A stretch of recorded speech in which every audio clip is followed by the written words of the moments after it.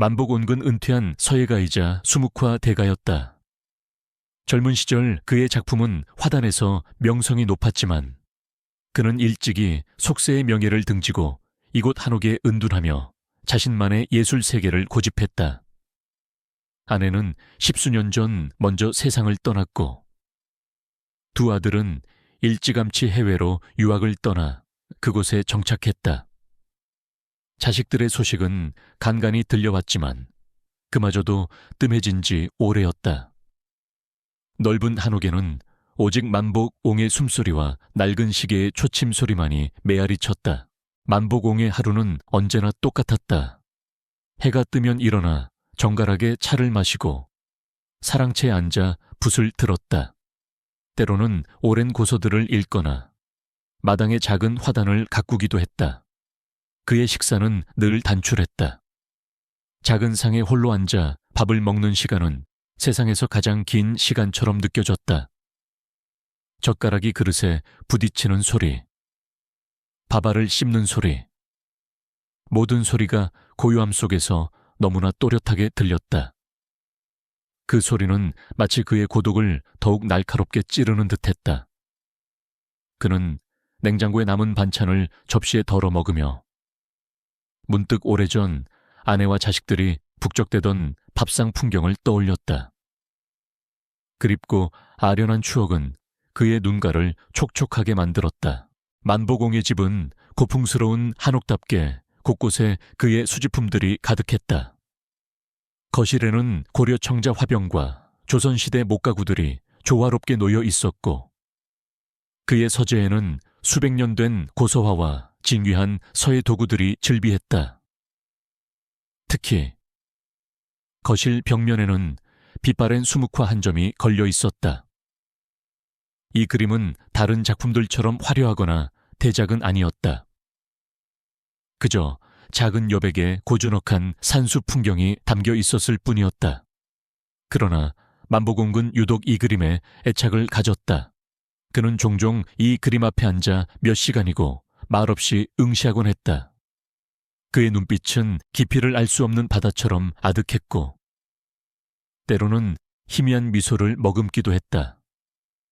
그림 속 여백 어딘가에 숨겨진 비밀이라도 있는 듯. 그는 손가락으로 그림의 표면을 조심스럽게 쓸어내리곤 했다.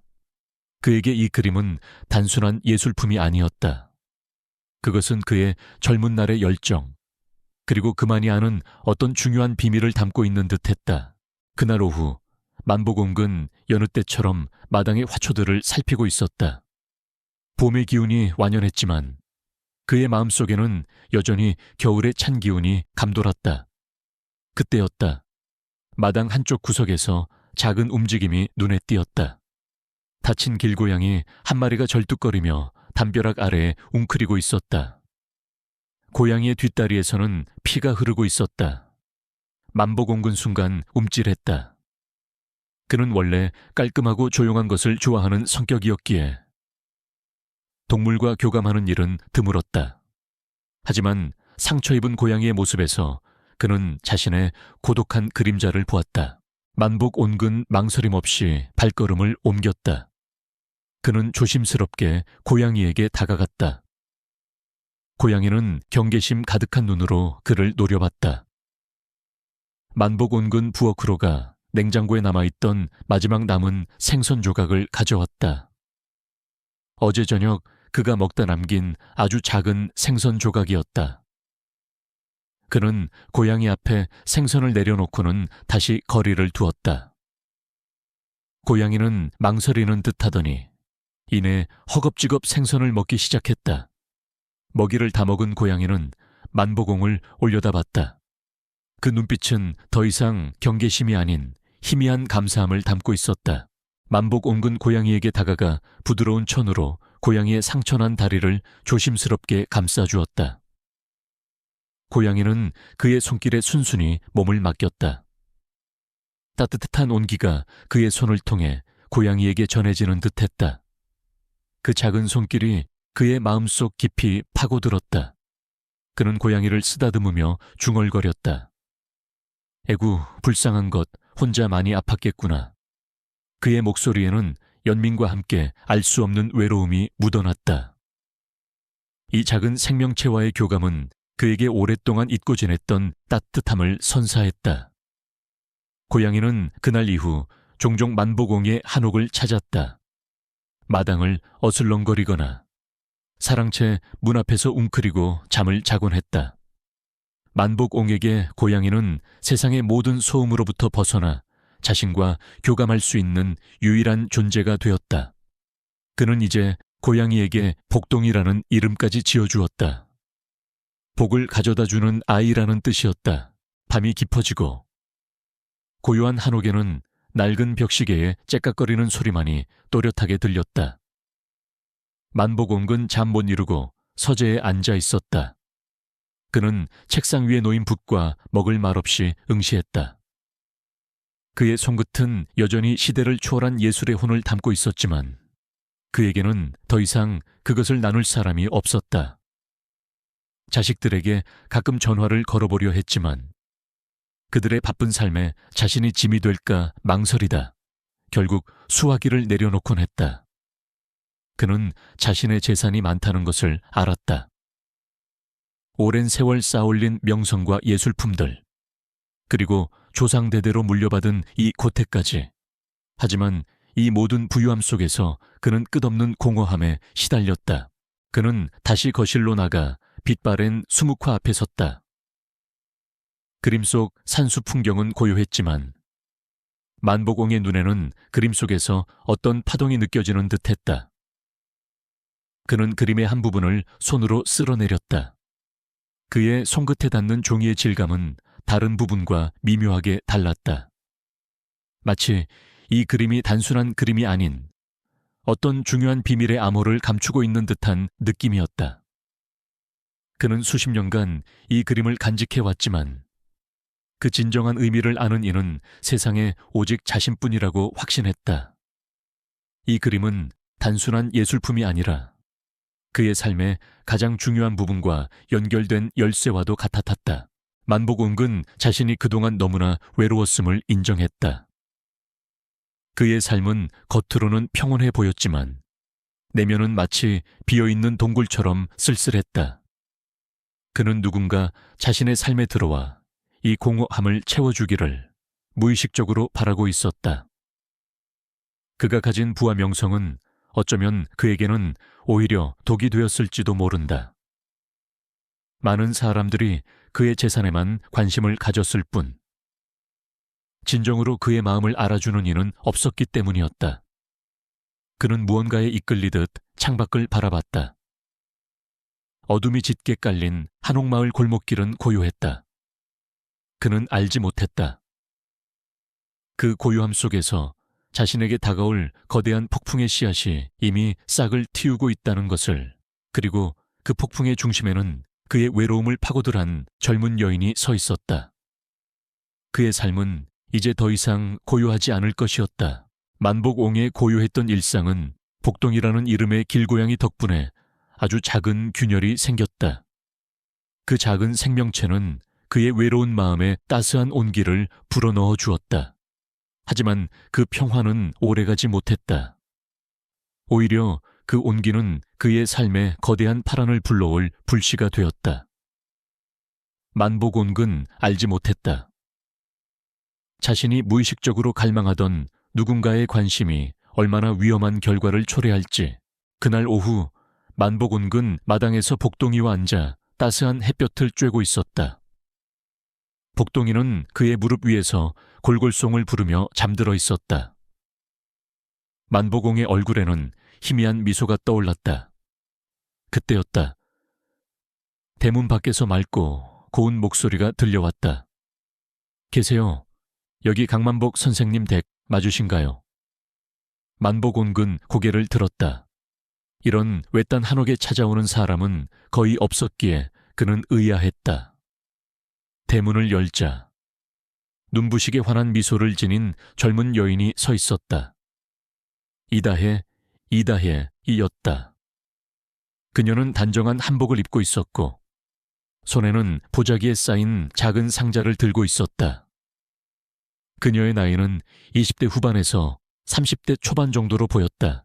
안녕하세요. 어르신, 저는 이다혜라고 합니다. 저는 동양화과 학생인데 교수님 추천으로 선생님의 서예와 수묵화를 배우고 싶어서 찾아왔습니다. 다혜는 공손하게 허리를 숙여 인사했다. 그녀의 목소리는 부드럽고 상냥했다. 만복온근 그녀의 방문에 당황했지만 그녀의 예의 바른 태도에 마음이 열렸다. 그는 그녀를 사랑채로 안내했다. 다혜는 들고 온 상자를 조심스럽게 풀었다. 상자 안에는 곱게 빚은 송편과 직접 끓여온 듯한 따끈한 대추차가 들어있었다. 먼 길 오시느라 힘드셨을 텐데 제가 뭘 좀 준비해 왔습니다. 부디 드시고 힘내세요. 다혜는 만복, 옹 앞에 상을 차리며 능숙하게 이야기했다. 그녀의 섬세한 배려에 만복옹의 경계심은 조금씩 풀렸다. 그녀는 만복옹의 작품들에 대해 찬사를 아끼지 않았다. 선생님의 작품은 정말 살아있는 것 같아요. 먹선 하나하나에 혼이 담겨 있고 여백의 미는 그 어떤 그림보다 깊은 울림을 줍니다. 저는 선생님의 작품을 보면서 많은 것을 배우고 있습니다. 다혜의 극찬에 만복옹의 얼굴에 희미한 미소가 떠올랐다. 오랜만에 듣는 진심 어린 칭찬이었다. 그는 평생을 외롭게 작품 활동을 해왔기에 자신의 예술을 진정으로 이해하고 존경해주는 사람을 만난 것이 반가웠다. 다혜는 그 후로 만복 옹의 한옥을 자주 찾았다. 그녀는 단순히 서예를 배우러 오는 학생의 역할에 머무르지 않았다. 매번 만복옹이 좋아하는 음식들을 정성껏 만들어 왔고 묵묵히 집안일을 도왔다. 쌓여있던 먼지를 닦아내고 마당을 쓸고 때로는 만복옹의 이야기를 들어주며 그의 외로운 마음을 어루만져 주었다. 그녀는 만복옹의 구분 등을 주무르며 아이고, 선생님, 허리도 아프실 텐데 왜 혼자 다 하세요? 라며 살가운 말을 건넸다. 그녀의 다정한 보살핌에 만복온근 조금씩 그녀에게 마음을 열었다. 다혜는 만복옹에게 끊임없이 관심 밥배를 주었다. 그녀는 그의 작품에 대해 깊이 있는 질문을 던졌고 그의 살아온 이야기에 귀를 기울였다. 그녀는 만복옹의 젊은 시절의 이야기, 아내와의 추억, 자식들에 대한 그리움까지 모든 것을 들어주었다. 그녀는 그에게 선생님은 정말 대단한 분이세요. 이렇게 훌륭한 분이 혼자 계시는 게 너무 안타까워요. 라고 말하며 그의 마음을 흔들었다. 만복온근 오랜 세월 잊고 지냈던 인간적인 교류에 목말라 있었다. 자식들이 모두 떠나고 혼자 남겨진 그의 삶은 사막과 같았다. 그런 사막의 다혜는 마치 오아시스처럼 나타난 것이다. 그녀의 따뜻한 보살핌과 애정 어린 말들은 만복옹의 굳게 닫혔던 마음의 문을 서서히 열어젖혔다. 만복온근 처음에는 다혜의 의도를 의심했다. 그의 나이와 그녀의 젊음 사이의 간극, 그리고 그녀의 과도한 친절함은 의심의 여지를 남겼다. 과연 이 아이가 순수한 마음으로 나를 찾아온 것일까? 그는 밤늦도록 복덩이를 쓰다듬으며 고민했다. 그는 자신에게는 많은 재산이 있었고 그것이 사람들의 탐욕을 불러 일으킬 수 있다는 것을 누구보다 잘 알고 있었다. 하지만 다혜의 눈빛은 너무나 순수해 보였고 그녀의 행동은 너무나 진심 같았다. 그는 그녀가 자신의 고독을 채워줄 수 있는 유일한 존재처럼 느껴졌다. 그는 갈등했다. 다시 한번 외롭게 홀로 지낼 것인가? 아니면 이 따뜻함을 받아들일 것인가? 그의 내면에서는 경계심과 인간적인 온기에 대한 갈망이 끊임없이 충돌했다. 며칠 후 다혜는 만복옹에게 충격적인 제안을 했다. 선생님, 제가 선생님 곁에서 평생 선생님을 보살펴 드리고 싶습니다. 제가 선생님의 아내가 되어 드리고 싶어요. 다혜의 고백에 만복온근 온몸이 얼어붙는 듯했다. 그녀의 제안은 너무나 파격적이었고 그의 삶을 송두리째 뒤흔들 만한 것이었다. 그는 당황스러움과 함께 알 수 없는 설렘을 느꼈다. 그의 마음속 깊이 자리 잡고 있던 외로움이 그녀의 제안에 격렬하게 반응했다. 그는 주저했다. 그의 나이 70에 젊은 아내라니 주변 사람들의 시선도 두려웠고 자식들에게 어떻게 설명해야 할지도 막막했다. 그러나 다혜는 그의 망설임을 눈치챈 듯 더욱 간절하게 매달렸다. 선생님, 저는 진심으로 선생님을 존경하고 사랑합니다. 선생님의 외로움을 제가 채워드리고 싶어요. 제가 선생님의 가족이 되어 드리겠습니다. 선생님의 재산에는 아무런 관심이 없습니다. 오직 선생님 곁에서 평생을 함께하고 싶을 뿐이에요. 다혜는 눈물까지 글썽이며 간절함을 호소했다. 그녀의 눈물과 진심 어린 고백은 만보공의 이성을 마비시켰다. 그는 오랜 세월 굶주렸던 따뜻한 말 한마디와 다정한 손길에 결국 무너졌다. 그는 자신도 모르게 고개를 끄덕였다. 그 순간 만보공의 삶은 완전히 다른 방향으로 흘러가기 시작했다. 그는 결국 다혜의 제안을 받아들였고 둘은 곧 결혼식을 올렸다. 결혼식은 조용히 진행되었다. 만복온근 자식들에게 결혼 소식을 알리지 않았다. 그는 이미 자식들과의 관계가 소원했기에 그들이 자신의 선택을 이해해주지 않을 것이라고 생각했다. 결혼 후 다혜는 곧바로 만보공의 한옥으로 들어와 함께 살기 시작했다. 그녀는 여전히 살갑고 다정하게 만보공을 보살폈다. 아침마다 건강식을 차려주고 그의 옷을 손수 빨아 다려주었으며 밤에는 그의 곁에 앉아 이야기를 나누고 책을 읽어주었다. 만복온근 다혜 덕분에 그의 삶이 다시 활력을 찾았다고 생각했다. 복동이도 이제는 다혜를 경계하지 않고 그녀의 품에 안겨 잠들곤 했다. 만복온근 다혜의 존재가 자신의 삶을 완벽하게 채워주었다고 믿었다. 하지만 행복은 오래가지 않았다. 다혜는 결혼 후 한 달이 채 지나기도 전에 조금씩 본색을 드러내기 시작했다. 그녀는 만보공에게 은근슬쩍 그의 재산에 대한 이야기를 꺼냈다. 선생님, 제가 평생 선생님을 보필할 건데 혹시 유언장 같은 건 미리 작성해 두신 게 있으신가요? 혹시 제가 나중에 선생님 재산을 받지 못하게 되면 어쩌죠? 선생님 아들들도 다 해외에 계시고 다혜는 걱정하는 듯한 말투로 만보공의 마음을 떠봤다. 만보공은 처음에는 대수롭지 않게 여겼지만 다혜의 재산에 대한 언급은 점점 노골적으로 변해갔다. 그녀는 만보공의 건강을 핑계로 그의 모든 서류와 통장을 관리하기 시작했다. 그리고 몇 주 후 그녀는 만보공에게 유언장을 작성하여 모든 재산을 자신에게 상속해달라고 직접적으로 요구했다. 만복온근 충격을 받았다. 그는 다혜가 자신을 사랑하는 것이 아니라 자신의 재산을 노리고 접근했다는 것을 그제야 깨달았다. 그는 분노와 함께 깊은 배신감에 휩싸였다.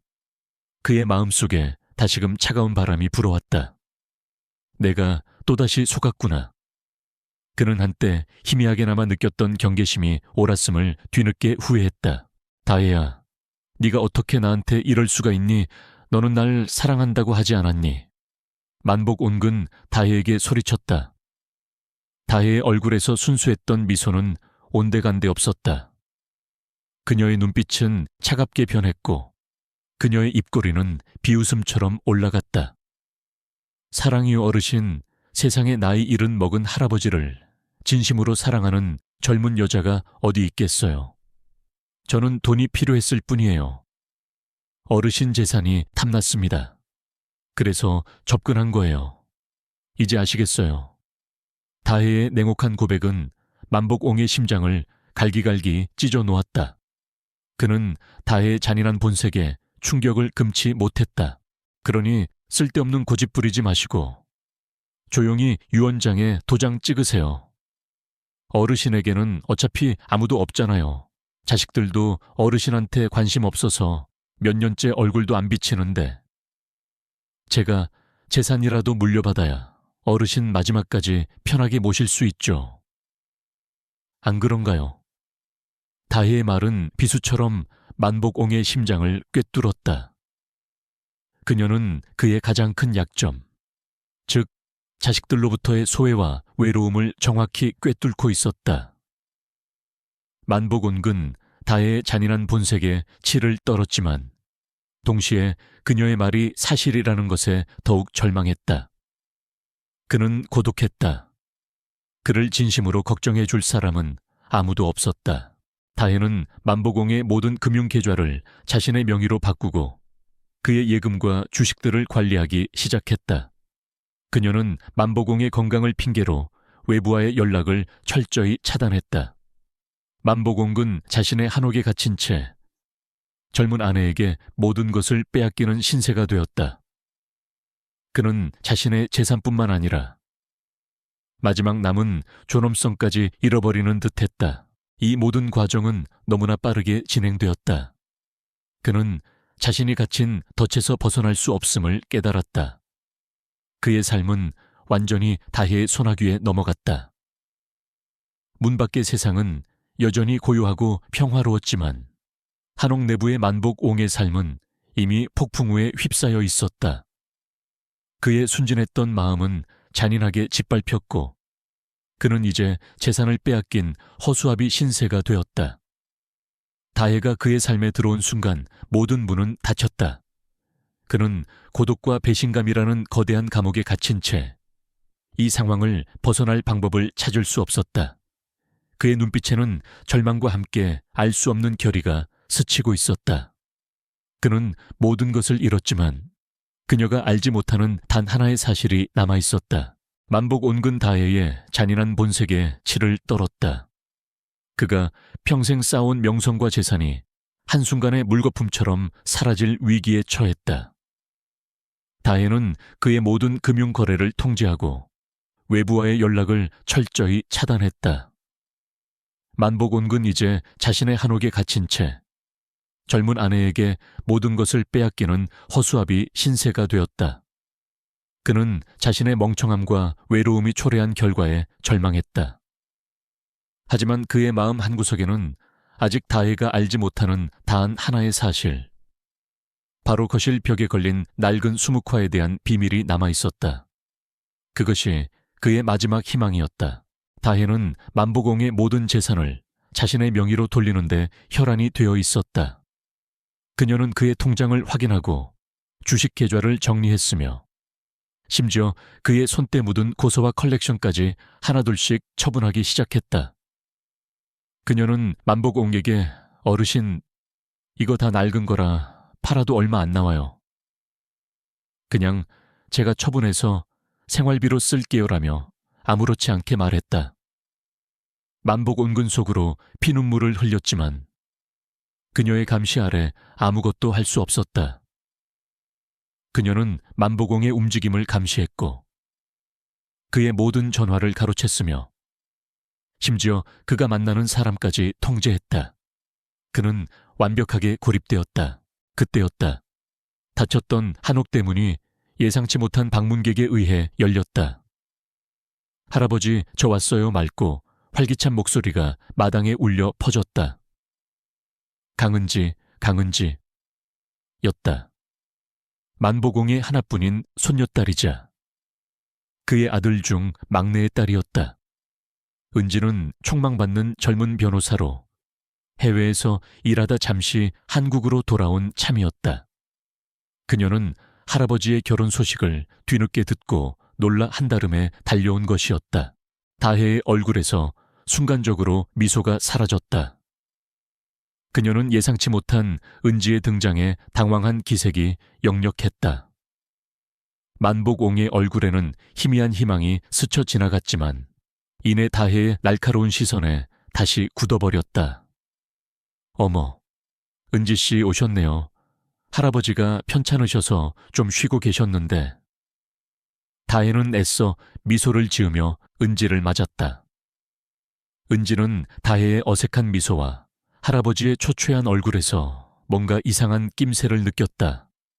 할아버지는 항상 정정하셨는데 며칠 사이에 얼굴이 확 늙어버린 것 같았다. 할아버지, 괜찮으세요? 왜 이렇게 수척해지셨어요? 이모님은 누구세요? 은지는 걱정스러운 눈으로 할아버지를 바라보며 물었다. 다혜는 서둘러 끼어들었다. 아, 은지 씨는 아직 모르셨구나. 제가 어르신의 새아내, 이다혜입니다. 어르신을 간병해 드리려고 결혼했어요. 다혜는 능청스럽게 대답했지만 은지의 눈빛은 그녀를 꿰뚫어 보는 듯했다. 은지는 날카로운 직감으로 다혜의 말이 어딘가 부자연스럽다는 것을 감지했다. 새아내 간병 할아버지는 아픈 곳도 없으셨는데 은지는 할아버지와 단둘이 이야기할 시간을 가지려 했지만 다혜는 그림자처럼 그들을 따라다니며 대화를 방해했다. 다혜는 은지에게 은지 씨는 해외에서 바쁘게 사느라 할아버지 신경 쓸 겨를도 없으셨겠죠. 제가 옆에서 잘 보살펴 드릴 테니 걱정 마세요라며 은근히 비꼬는 말을 던졌다. 은지는 다혜의 말을 흘려듣지 않았다. 그녀는 할아버지의 손을 잡았다. 할아버지의 손은 차갑고 힘이 없었다. 은지는 할아버지의 눈빛에서 도움을 요청하는 듯한 간절함을 읽었다. 그녀는 즉시 다혜에 대한 조사를 시작하기로 결심했다. 은지는 할아버지 집을 떠나며 바로 다혜의 신상 조회를 시작했다. 그녀는 다혜의 나이, 직업, 가족관계 등을 파악하려 했다. 하지만 다혜에 대한 정보는 너무나 깨끗했고 심지어 불투명했다. 마치 의도적으로 과거를 지운 듯했다. 은지는 직감했다. 다혜는 평범한 사람이 아니었다. 그녀는 할아버지의 재산을 노리고 계획적으로 접근한 것이 분명했다. 은지는 몰래 할아버지의 통장 내역과 부동산 등기부등본을 확인하려 했지만 이미 다혜가 모든 권한을 자신에게로 이전시켜 놓은 상태였다. 은지는 다혜의 치밀함에 혀를 내둘렀다. 그러던 중 한옥마당에서 익숙한 목소리가 들려왔다. 김민준, 김민준. 이었다. 김민준은 저명한 미술품 감정사이자 유명한 고미술품 수집가였다. 그는 만복옹의 오랜 사업 파트너이자 지인이었다. 만복 선생님 김민준입니다. 계십니까? 김민준은 만복옹의 고서화를 감정하기 위해 방문한 참이었다. 다혜는 김민준의 방문에 다시 한번 당황했지만 이내 가면을 쓰고 그를 맞았다. 어머, 김 선생님 오셨어요. 어르신은 지금 편찮으셔서. 아니요. 괜찮소. 민준이 자네 왔는가. 만복온근 다혜의 만류에도 불구하고 힘겹게 사랑채에서 나와 김민준을 맞았다. 그의 얼굴에는 오랜만에 만나는 지인에 대한 반가움이 역력했다. 김민준은 만복옹의 초췌한 모습과 다혜의 태도를 보며 의아함을 느꼈다. 그는 이미 만복옹이 젊은 여자와 결혼했다는 소문을 들었지만 직접 본 모습은 그의 상상을 초월했다. 선생님, 안색이 많이 안 좋으십니다. 괜찮으신지요? 혹시 건강에 무슨 문제라도. 김민준은 걱정스러운 눈으로 만복옹을 살폈다. 다혜는 재빨리 끼어들어 할아버지는 그저 연세 때문에 좀 피곤하신 겁니다. 김 선생님은 괜한 걱정 마시고 용건만 간단히 말씀하세요라며 대화를 끊으려 했다. 다혜의 무례한 태도에 김민준의 눈썹이 꿈틀거렸다. 그는 다혜를 탐탁지 않게 여기는 눈치였다. 만복온근 김민준에게 자신의 고서와 컬렉션을 보여주려 했다. 하지만 다혜는 그를 막아섰다. 어르신 지금은 쉬셔야 할 때예요. 김 선생님은 나중에 다시 오시라고 하세요. 다혜는 만복옹의 팔을 붙잡고 사랑채로 이끌려 했다. 그 순간 만보공의 눈빛은 김민준에게 무언가를 간절히 호소하는 듯했다. 그는 자신의 마지막 희망인 것이래 낡은 수묵화를 김민준에게 보여주고 싶었다. 그는 필사적으로 다혜의 손을 뿌리치고 거실을 향해 몸을 돌렸다. 김민준 선생, 내가 자네에게 보여줄 것이. 만보공은 힘겹게 입을 열었다. 그의 시선은 거실 벽에 걸린 낡은 수묵화를 향했다. 다혜는 만보공의 시선이 수묵화를 향하는 것을 보고 순간적으로 얼굴이 굳어졌다. 그녀는 그 그림이 낡고 볼품없다고 생각했지만 만보공이 유독 그 그림에 집착하는 것을 알고 있었다. 그녀는 이미 그 그림을 처분하려 했지만 만보공의 왕왕한 반대에 부딪혀 그러지 못하고 있었다. 그녀는 그 그림이 그녀의 계획에 어떤 걸림돌이 될까 은근히 불안해하고 있었다.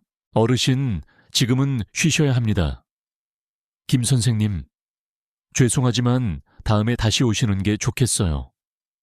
다혜는 다급하게 만보공의 시야를 가로막으며 김민준을 밖으로 내보내려 했다.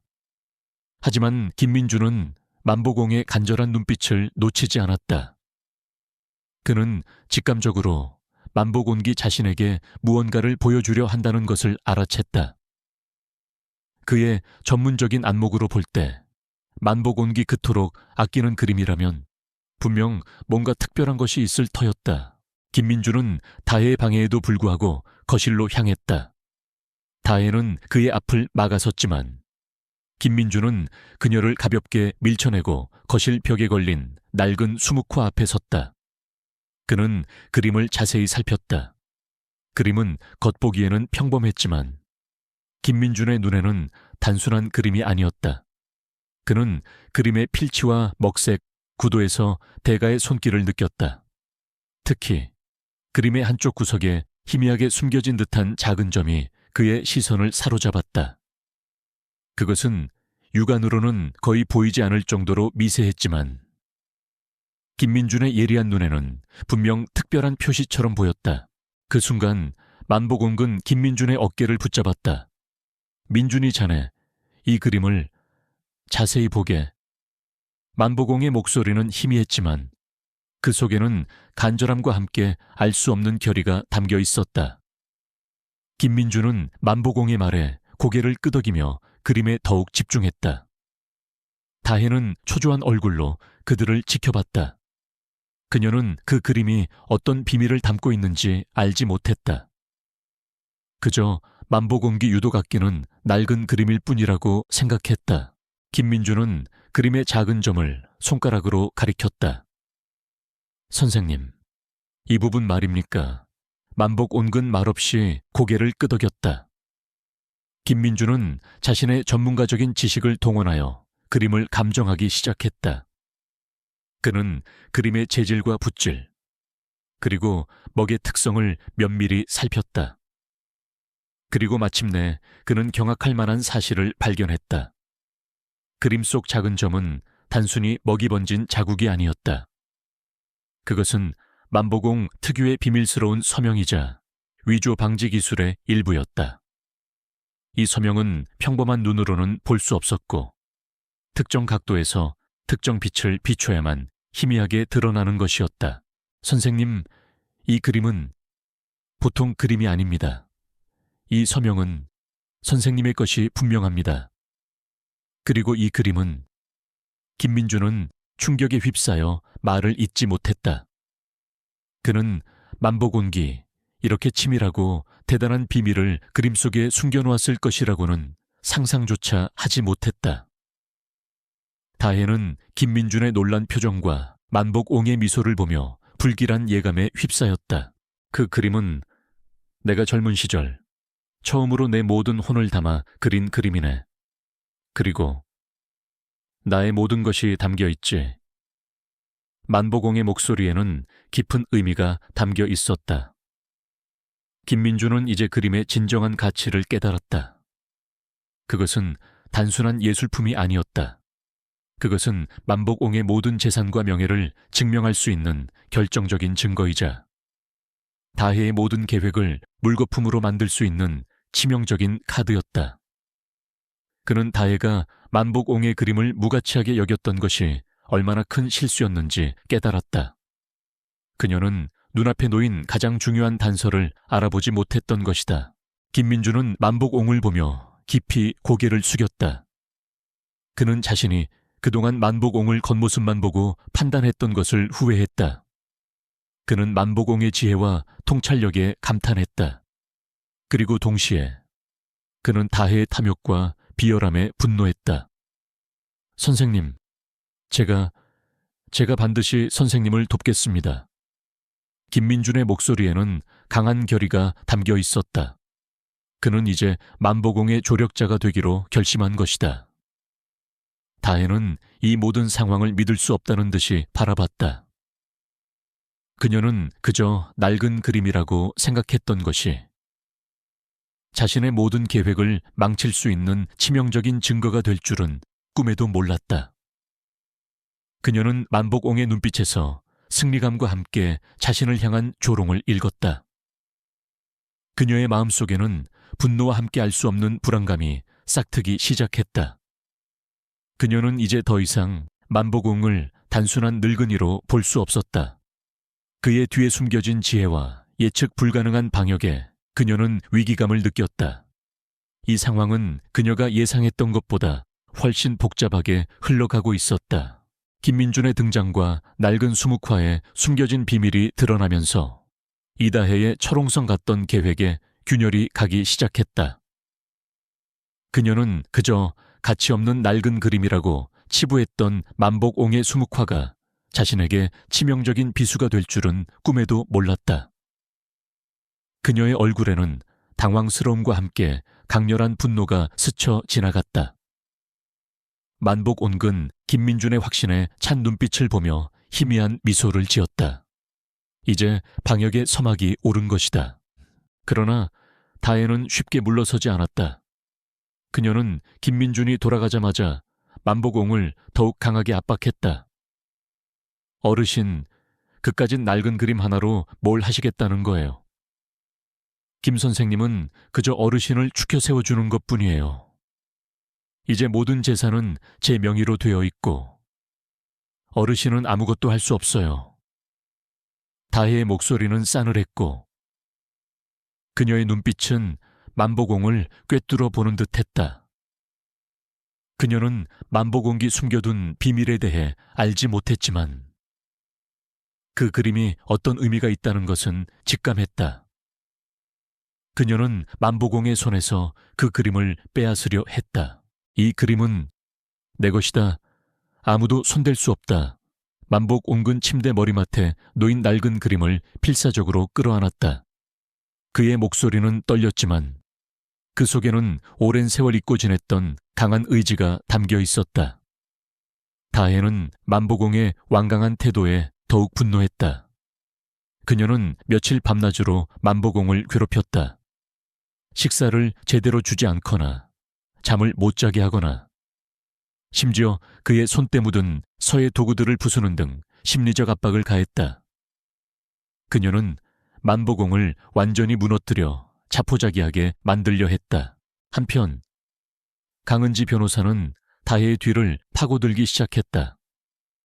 그녀는 김민준에게서 들은 그림의 비밀과 할아버지의 간절한 눈빛을 떠올리며 더욱 확신을 가졌다. 은지는 다혜가 법적으로 할아버지의 재산을 합법적으로 가로채기 위해 모든 서류를 위조하고 있다는 사실을 알아냈다. 그녀는 다혜의 과거를 집요하게 추적했다. 다혜는 과거에도 비슷한 수법으로 다른 노인들에게 접근하여 재산을 가로채려 했던 전력이 여러 차례 있었다는 사실이 드러났다. 그러나 그녀는 매번 증거 부족이나 교묘한 수법으로 법망을 빠져나갔다. 은지는 다혜가 단순한 사기꾼이 아니라 조직적이고 치밀하게 움직이는 전문 사기꾼임을 직감했다. 은지는 밤낮 없이 증거를 수집하고 법적 절차를 준비했다. 하지만 시간은 은지의 편이 아니었다. 다혜는 모든 것을 예상했다는 듯 은지에게 전화를 걸어왔다. 은지 씨, 할아버지는 제가 아주 잘 모시고 있으니 걱정 마세요. 혹시 쓸데없는 짓이라도 하려거든 어르신에게 안 좋은 일이 생길 수도 있습니다. 아시겠어요? 다혜의 목소리에는 차가운 경고가 담겨 있었다. 그녀는 만복옹의 건강을 빌미로 은지를 협박했다. 은지는 분노했지만 할아버지의 안전이 최우선이었기에 섣불리 움직일 수 없었다. 그녀는 다혜에게 약점이 잡힌 채 이러지도 저러지도 못하는 상황에 처했다. 결정적으로 다혜는 한 가지 대담한 계획을 세웠다. 그녀는 만보공의 모든 고서와 컬렉션과 한옥 전체를 대규모 경매에 내놓기로 결정했다. 그것은 만보공기 평생을 바쳐 지켜온 유산이었고 그의 삶의 전부였다. 그녀는 이 경매를 통해 만복옹의 모든 재산을 합법적으로 현금화하고 그를 완전히 빈털터리로 만들 작정이었다. 경매일은 일주일 후로 잡혔다. 이 소식은 언론을 통해 삽시간에 퍼져나갔다. 한옥마을의 고즈넉한 대저택과 대가의 작품들이 경매에 나온다는 소식에 미술계와 재계의 이목이 집중되었다. 만복온은 이 소식을 듣고 큰 충격에 빠졌다. 그는 자신의 한옥, 자신의 예술혼이 담긴 모든 작품이 낯선 사람들의 손에 넘어간다는 사실을 받아들일 수 없었다. 그의 삶의 무대이자 성전이었던 한옥이 이제는 자신의 모든 것을 빼앗길 처형장. 이 되어버린 것이다. 그는 몸져누웠다. 그의 정신은 피폐해졌고 그의 눈빛은 초점을 잃었다. 복동이만이 그의 곁을 지키며 울부짖는 듯한 소리를 냈다. 할아버지, 괜찮으세요? 제발 힘내세요. 은지는 할아버지의 곁을 지켰다. 그녀는 할아버지의 손을 잡고 눈물을 흘렸다. 그녀는 필사적으로 경찰에 신고하고 법원에 가처분 신청을 냈지만 다혜는 이미 모든 법적 절차를 교묘하게 조작해 놓은 상태였다. 다혜는 만보공의 서명을 위조하고 그의 정신 상태가 온전치 못하다는 허위 진단서까지 만들어냈다. 은지는 법적으로 속수무책이었다. 그녀는 시간과의 싸움에서 지고 있었다. 경매 D-Day, 한옥마당은 사람들로 북적였다. 유명 미술품 경매사 관계자들, 부유한 수집가들, 언론인들이 빼곡히 들어섰다. 만보공의 한옥은 이제 개인적인 공간이 아닌 거대한 밤지 공개 처형장으로 변모한 듯했다. 다혜는 화려한 한복을 차려입고 경매장 한가운데 서서 여유로운 미소를 짓고 있었다. 그녀는 자신의 승리를 확신하는 듯했다. 그녀의 눈에는 오직 돈만이 가득했다. 은지는 초조한 얼굴로 경매장을 둘러봤다. 그녀는 자신의 변호사 사무실 동료들과 함께 마지막까지 증거를 찾고 있었다. 그녀는 경찰에 몇 번이고 전화를 걸어 다혜의 사기 행각을 알렸지만 경찰은 합법적인 서류만을 내세우는 다혜의 논리에 섣불리 개입하지 못했다. 그녀는 완전히 고립되었다. 법적으로도 물리적으로도 그녀는 혼자였다. 그녀의 뒤에서 김민준이 불안한 표정으로 그녀를 바라봤다. 그는 은지에게 마지막 희망을 걸고 있었다. 그때 경매 시작을 알리는 종소리가 울렸다. 다혜는 마이크를 잡고 우아하게 연설을 시작했다. 존경하는 손님 여러분, 오늘 저는 저의 사랑하는 남편 강만복 선생님의 귀한 컬렉션과 이 아름다운 한옥을 여러분께 선보이게 되어 영광입니다. 선생님께서는 연로하시어 더 이상 작품을 관리하시기 힘드셔서 제가 대신하여 처분하게 되었습니다. 다혜의 위선적인 말에 만복 온근 방 안에서 이를 갈았다. 그는 침대 위에 힘없이 기대어 있었다. 그의 손에는 낡은 수묵화가 들려 있었다. 그는 그림을 하염없이 바라봤다. 그림 속 고요한 산수 풍경은 마치 그의 내면의 폭풍을 비웃는 듯했다. 그는 수십 년 전 이 그림을 그릴 때의 젊은 날의 자신을 떠올렸다. 그때 그는 세상을 다 가질 듯한 열정과 자신감에 넘쳤다. 그러나 지금 그는 모든 것을 잃은 늙은이가 되어 있었다. 이게 정말 나의 마지막인가? 만보공의 눈에서 뜨거운 눈물이 흘러내렸다. 그의 삶은 벼랑 끝에 몰려 있었다. 그 순간 그의 눈빛이 다시금 그림에 맺혔다. 그림 속 여백 어딘가 그만이 아는 아주 작은 표시에 그의 시선이 고정되었다. 그것은 단순한 그림이 아니었다.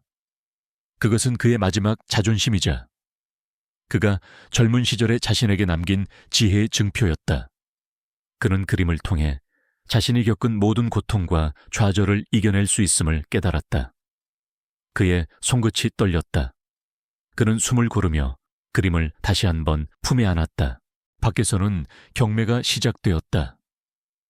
경매사는 만보공의 작품들을 하나씩 소개하며 가격을 불렀다.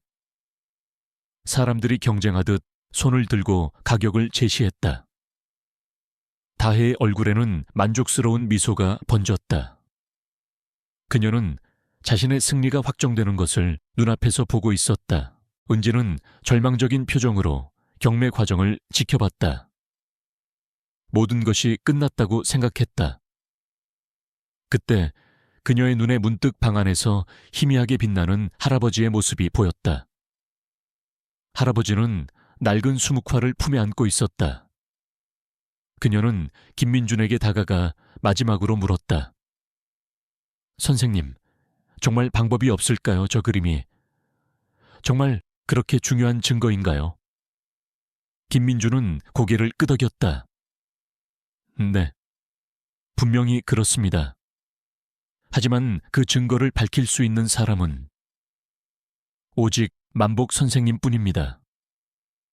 그 그림에 숨겨진 비밀은 선생님의 손으로만 드러날 수 있습니다. 은지는 할아버지를 다시 바라봤다. 할아버지의 눈빛 속에서 그녀는 절망이 아닌 희미한 불꽃을 보았다. 그것은 포기하지 않는 강한 의지였다. 은지는 직감했다. 아직 끝이 아니었다. 그녀는 할아버지에게 다가가 속삭였다. 할아버지의 그림에 모든 것이 달려 있어요. 할아버지만이 이 상황을 바꿀 수 있어요. 만보곤군 은지의 말을 듣고 천천히 눈을 떴다. 그의 눈빛은 더 이상 흐려지지 않았다. 그는 고통과 절망 속에서도 마지막 남은 정신력을 끌어모았다. 그는 김민준과 은지의 시선을 번갈아 보았다. 그들의 눈빛에는 그를 향한 믿음과 희망이 가득했다. 그는 혼자가 아니었다. 그는 자신의 마지막 무기를 꺼낼 준비를 했다. 다혜는 자신의 승리를 확신하며 비열하게 웃고 있었다. 그녀는 알지 못했다. 지금 이 순간 그녀가 모든 것을 빼앗으려는 늙은이가 그녀에게 가장 치명적인 방역을 준비하고 있다는 것을.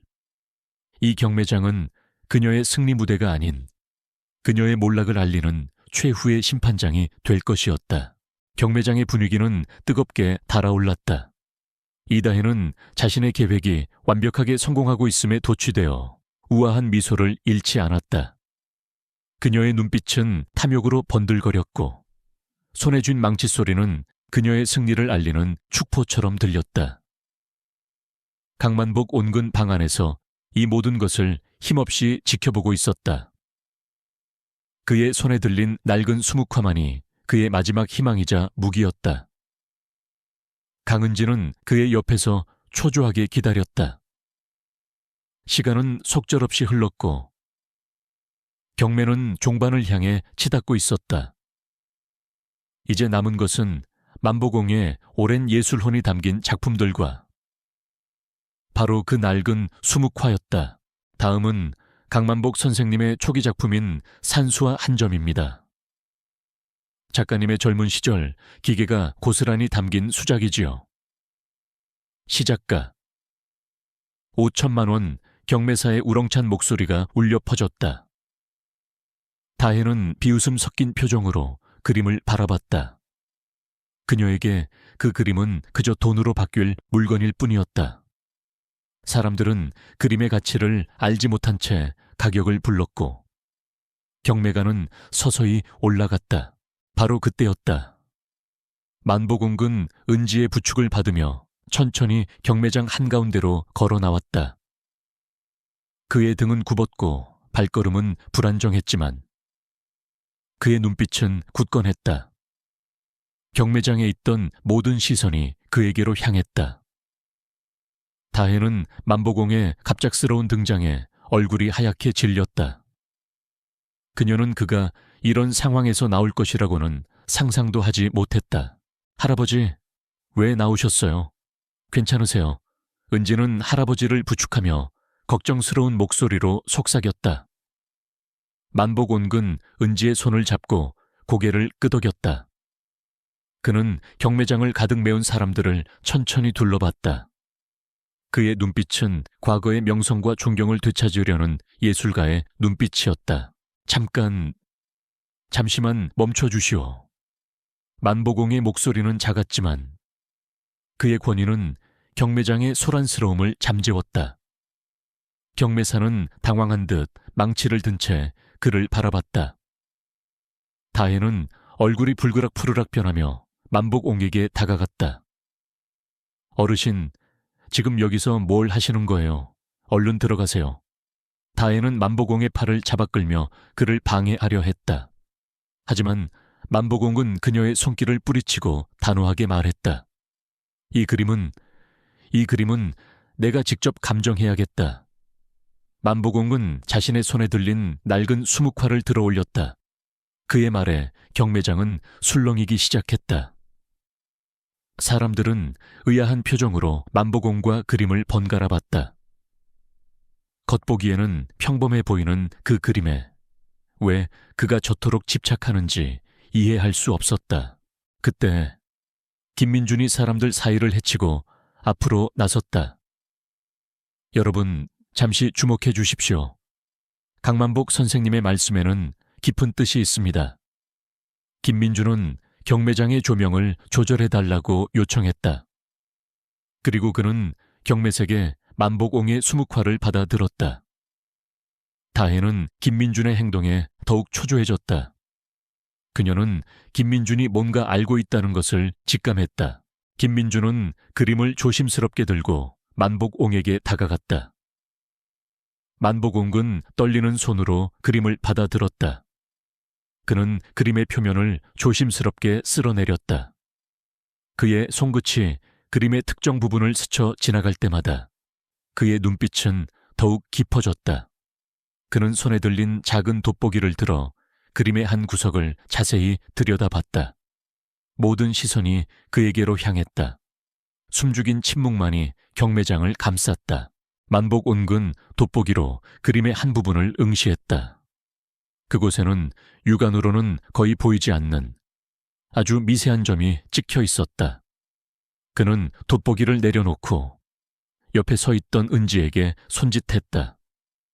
은지는 만보공이 미리 준비해둔 작은 분무기를 그에게 건넸다.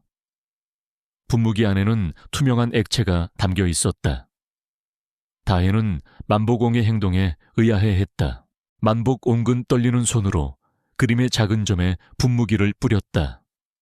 칙 하는 소리와 함께 액체가 그림에 닿자 기적 같은 일이 벌어졌다. 그림의 낡은 표면 위로 희미하게 빛을 띠는 문양이 서서히 드러나기 시작했다. 그것은 마치 마법처럼 그림 속에 숨겨져 있던 비밀의 그림자가 선명해지는 듯했다. 문양은 복잡했지만 아름다웠고 만복옹의 이름과 함께 희미한 날짜가 새겨져 있었다. 경매장은 술렁였다. 사람들은 믿을 수 없다는 표정으로 그림을 바라봤다. 김민주는 감탄사를 내뱉었다. 이것은 강만복 선생님의 비밀 서명입니다. 선생님께서 젊은 시절 개발하신 독창적인 위조 방지 기술이자 작품의 진정성을 증명하는 유일한 방법입니다. 이 문양은 특수 용액과 빛이 만나야만 드러나는 것입니다. 김민준의 목소리에는 흥분과 존경심이 가득했다. 그는 이 수묵화가 단순한 그림이 아니라 만복옹의 예술적 천재성과 지혜가 담긴 결정적인 증거임을 선언했다. 그는 전문가적인 안목으로 그림의 진정성을 확신했다. 다혜의 얼굴은 핏기 하나 없이 새하얗게 질렸다. 그녀의 입꼬리는 경련하듯 떨렸다. 그녀는 그저 낡고 무가치한 그림이라고 생각했던 것이 자신의 모든 계획을 물거품으로 만들 치명적인 증거가 될 줄은 꿈에도 몰랐다. 그녀는 만복옹의 지혜를 너무나 얕잡아 보았던 것이다. 거짓말이야, 다 조작된 거야. 저런 그림이 무슨 비밀 서명이야. 다혜는 소리치며 그림을 빼앗으려 했지만 김민준이 그녀의 앞을 가로막았다. 그때 만복온군 그림에 드러난 문양을 가리키며 낮은 목소리로 말했다. 이 그림은 내가 20살 되던 해 내 인생의 가장 중요한 것을 담고자 그린 그림이다. 그림 속에 새겨진 이 문양은 나의 서명이자 이 집의 진정한 주인임을 증명하는 유일한 열쇠다.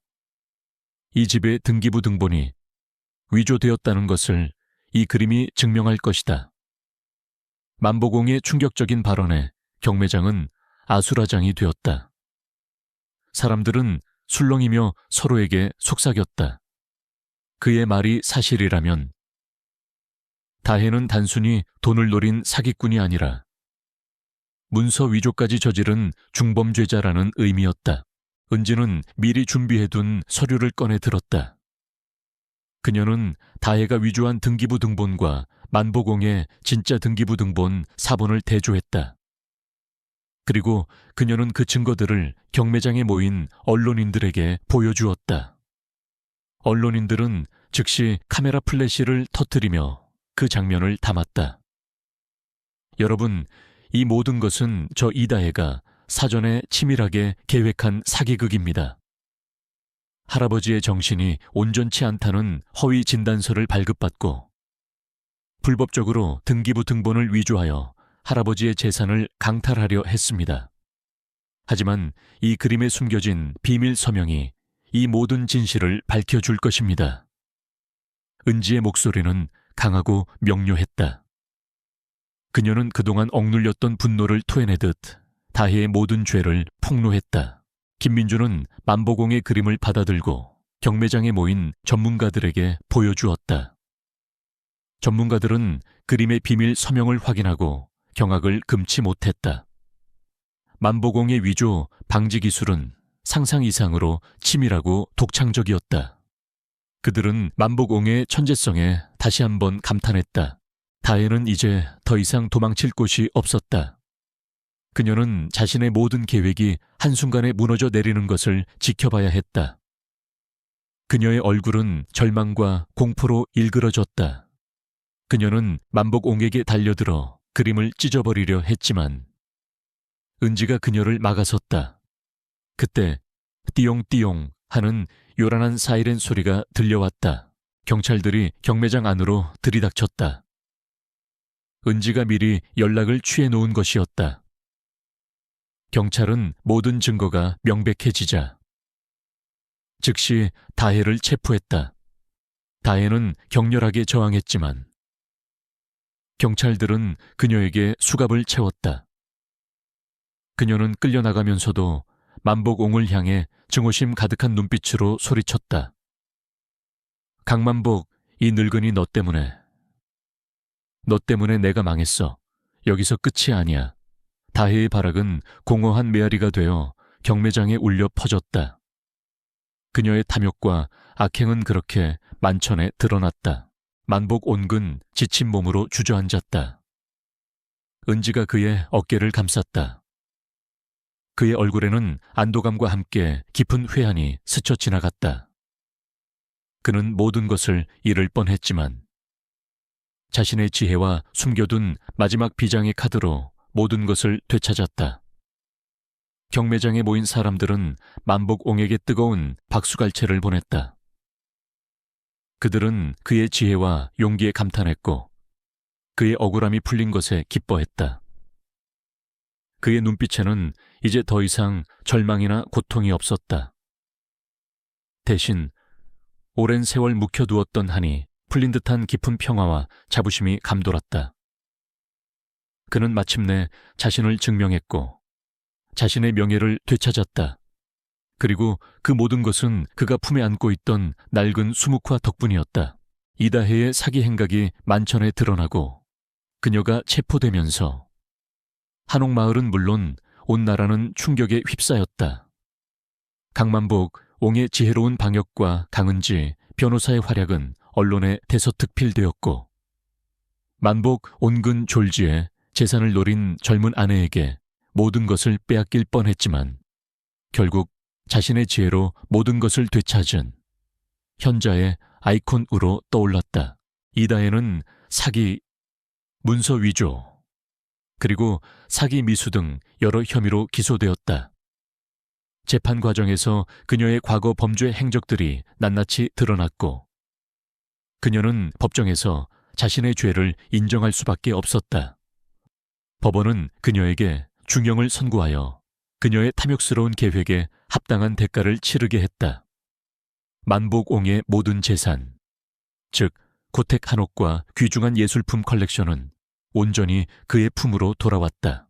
사건 이후 만복옹의 낡은 수묵화는 단순한 그림이 아닌 그의 지혜와 통찰력을 상징하는 전설적인 작품이 되었다.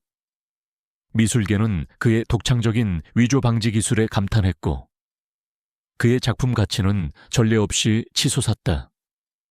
김민주는 이 모든 과정에서 만복옹의 든든한 조력자이자 증인이 되어주었다. 그는 자신이 한때 만복옹을 겉모습만 보고 판단했던 것을 깊이 뉘우쳤다. 어느 날 김민주는 만복옹을 찾아와 진심으로 고개를 숙였다. 선생님, 제가 얼마나 어리석었는지 모릅니다. 선생님의 깊은 지혜를 알아보지 못하고 섣부르게 판단했습니다. 진심으로 사과드립니다. 김민준의 목소리에는 진정한 존경과 후회가 담겨 있었다. 만복옹은 그의 손을 잡고 따뜻하게 미소 지었다. 아니네. 민준이 자네 덕분에 진실이 밝혀졌으니 내가 오히려 고마울 따름이네. 사람은 누구나 실수를 할 수 있는 법이지. 중요한 것은 그 실수를 통해 배우고 성장하는 것이 아닌가. 만복옹의 너그러운 말에 김민주는 감격했다. 그는 이후 만복옹의 가장 충실한 지지자가 되었다. 그는 자신의 명성을 이용해 만복옹의 작품들을 적극적으로 홍보하고 그의 예술 세계를 세상에 널리 알리는 데 기여했다. 김민주는 자신이 운영하는 미술관에서 만복옹의 특별 전시회를 개최했고 낡은 수묵화는 그 전시회의 하이라이트가 되었다. 강은지 변호사는 이번 사건으로 명성을 얻었다.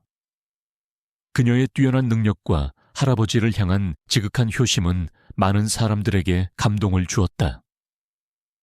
그녀는 만복옹에게 돌아온 재산을 효율적으로 관리하고 앞으로는 이러한 피해가 발생하지 않도록 노인재산보호법률 자문센터 설립을 추진했다. 이 센터는 노인들을 대상으로 하는 법률 교육과 무료 법률 상담을 제공하여 만복옹과 같은 피해를 예방하는 데 큰 역할을 했다. 만복옹은 이제 재물에 대한 욕심이 전혀 없었다. 그는 자신이 얻은 교훈을 세상에 나누고자 했다. 그는 고민 끝에 모든 재산을 사회에 환원하기로 결정했다. 그는 먼저 자신의 사랑채를 지역사회에 개방하여 강만복, 서예 및 수묵화 교육원을 설립했다. 이곳에서는 만복옹이 직접 학생들을 가르치며 전통 예술의 아름다움을 전수했다. 수십 년간 잊고 지냈던 그의 교육자로서의 열정이 다시금 불타올랐다. 그는 수업료를 받지 않고 오직 배우고자 하는 열정만 있다면 누구에게나 문을 열어주었다. 또한 만복옹은 자신의 고서학 컬렉션을 국립박물관에 기증했다. 그는 기증식에서 이렇게 말했다. 이 모든 것은 저 혼자만의 것이 아니었습니다. 제가 이룩한 예술 세계는 조상들의 지혜와 후세들의 노력이 있었기에 가능했습니다. 이제 이 귀한 유산들이 더 많은 사람에게 영감을 주고 우리 문화의 뿌리가 더욱 깊어지는데 기여할 수 있기를 바랍니다. 그의 깊이 있는 말에 많은 사람들이 감동했다. 박물관은 그의 헌신을 기려 특별 전시실을 마련하고 그의 예술혼을 기리기로 했다. 만복옹은 더 이상 고독한 예술가가 아니었다. 그는 이제 옛 사회에 공헌하는 현작이자 살아있는 문화유산이 되었다. 어느 맑은 가을날 오후, 만복옹은 은지와 함께 한옥마당에 앉아 차를 마시고 있었다. 마당에는 그가 직접 가꾼 화단에서 국화꽃 향기가 은은하게 퍼져나왔다. 복동이는 그의 무릎 위에서 평화롭게 잠들어 있었다. 만복옹의 얼굴에는 이제 잔잔한 미소와 함께 깊은 평온함이 깃들어 있었다. 할아버지, 요즘 많이 행복해 보이세요. 은지가 따뜻한 눈빛으로 할아버지를 바라보며 말했다. 만복옹은 고개를 끄덕였다. 그렇단다. 은지야, 한때는 모든 것을 잃을 뻔했지만 그 덕분에 내가 진정으로 소중한 것이 무엇인지 알게 되었지. 재산은 그저 잠시 빌려 쓰는 것일 뿐. 진정한 가치는 마음속에 있는 것이더구나. 그리고 너와 민준이, 그리고 이 아이들 교육권 학생들 덕분에 나는 다시 삶의 의미를 찾았단다. 만복옹은 자신의 손에 들린 낡은 찻잔을 천천히 돌렸다. 찻잔 속에서 김이 모락모락 피어올랐다. 가장 큰 배움은 바로 외로움에서 얻었단다. 외로움이 나를 나약하게 만들었지만 동시에 나를 더욱 강하게 만들었지. 그 외로움이 나를 다시금 내 안의 지혜를 들여다보게 했으니 말이야. 만복옹의 눈빛은 깊고 현명했다. 그는 잃어버릴 뻔했던 재산을 되찾은 것보다 자신을 잃지 않고 진정한 삶의 가치를 깨달았음에 감사했다. 은지는 할아버지의 깊은 깨달음에 감동했다. 그녀는 할아버지가 단순한 피해자가 아니라 고난을 통해 더욱 위대한 존재로 거듭났음을 느꼈다. 만복옹은 이제 더 이상 과거의 아픔에 갇히지 않았다. 그의 삶은 새로운 목표와 의미로 가득 찼다. 그는 매일 아침 서해 교육원에서 학생들을 가르치고 오후에는 마당에 앉아 복동이와 함께 고요한 시간을 보냈다. 그의 한옥은 이제 고독한 공간이 아닌 지혜와 예술이 살아 숨쉬는 배움의 터전이 되었다. 그의 삶은 진정으로 쇠린의 새로운 평화알을 찾았다.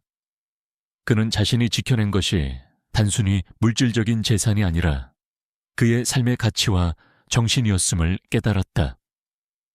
그리고 그 모든 과정은 그가 젊은 시절 자신의 모든 것을 담아 그렸던 낡은 수묵화가 있었기에 가능했다. 이다혜의 그림자가 완전히 걷히고 5년의 시간이 흘렀다.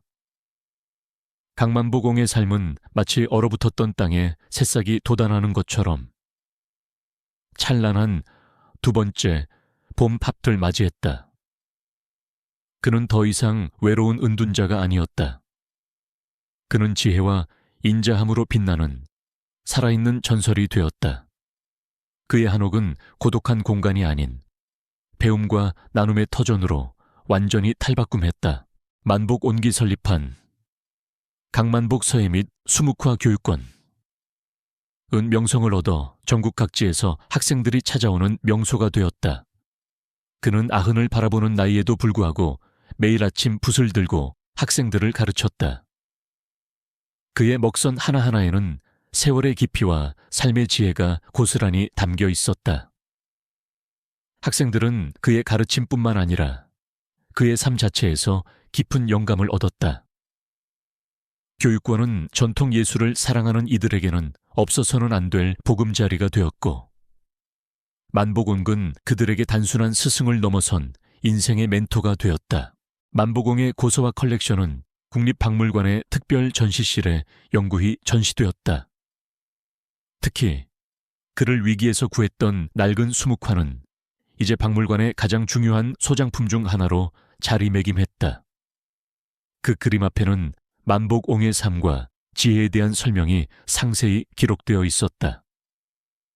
수많은 사람들이 그 그림을 보기 위해 박물관을 찾았고, 그림 속에 숨겨진 비밀과 만복옹의 이야기는 사람들의 입에서 입으로 전해지며 전설처럼 회자되었다. 만복옹은 이따금 박물관에 방문하여 자신의 그림 앞에 선 사람들의 표정을 말없이 바라보곤 했다. 그의 얼굴에는 잔잔한 미소가 번졌다. 그의 예술이, 그의 삶의 메시지가 그렇게 세상에 널리 퍼지고 있음에 그는 진심으로 행복했다. 김민주는 만복옹의 가장 든든한 조력자로 남았다. 그는 만복옹의 예술 세계를 알리는데 적극적으로 나섰고, 교육권의 운영에도 아낌없는 지원을 보냈다. 그는 만복옹의 서예와 수묵화를 테마로 한 다양한 문화 상품을 개발하여 수익금 전액을 교육권에 기부하기도 했다. 그의 진심 어린 도움은 만복옹에게 큰 힘이 되었다. 강은지 변호사는 노인재산보호법률 자문센터를 성공적으로 설립하고 운영했다. 그녀는 만복옹의 사례를 바탕으로 노인 대상 사기 범죄의 심각성을 알리고 법적 보호 장치를 강화하는 데 힘썼다. 센터는 수많은 노인들에게 법률 자문을 제공하여 그들이 재산 피해를 입는 것을 막았고, 이미 피해를 입은 노인들의 권리를 되찾아주는데 큰 기여를 했다. 은지는 이로 인해 사회 정의를 실현하는 젊은 변호사로 명성을 떨쳤고, 그녀의 이름은 노인 복지의 상징이 되었다. 그녀는 바쁜 와중에도 매주 할아버지를 찾아와 함께 식사하고 이야기를 나누며 따뜻한 가족의 정을 이어갔다. 만복옹의 곁에는 늘 복동이가 함께했다. 이제는 늙고 통통해진 복동이는 그의 발치에서 잠들거나 햇볕 드는 마당에서 한가로이 낮잠을 즐기곤 했다. 복동이는 만복옹에게 가장 소중한 친구이자 가족이었다. 만복옹은 복동이의 등을 쓰다듬으며 중얼거렸다. 복동아, 네가 복을 가져다 주었구나. 진정한 복은 재물이 아니라 이렇게 함께하는 삶 속에 있었어.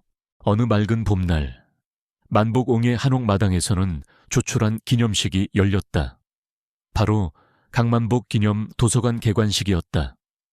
만복옹이 자신의 평생 소장했던 고서들과 새로운 책들을 기증하여 만든 작은 도서관이었다. 이 도서관은 지역 주민 누구나 자유롭게 이용할 수 있도록 개방되었다. 개관식에는 한옥마을 주민들, 교육권 학생들, 김민준, 강은지, 그리고 많은 언론인들이 참석했다. 만복옹은 하얀 두루마기를 입고 단상에 올랐다.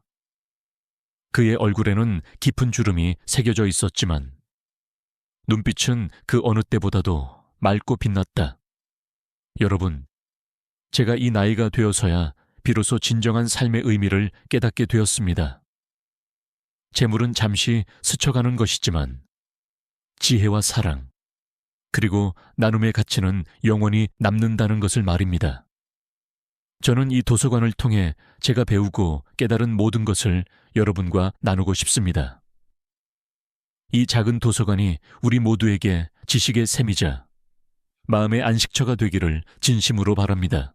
만복옹의 진심 어린 연설에 많은 사람들이 감동했다. 그의 말은 단순한 연설이 아니라 파란만장했던 그의 삶이 담긴 한 편의 시와 같았다. 연설이 끝나자 뜨거운 박수갈채가 쏟아졌다. 그의 눈가에도 촉촉한 물기가 맺혔지만 그것은 더 이상 고통이나 슬픔의 눈물이 아니었다.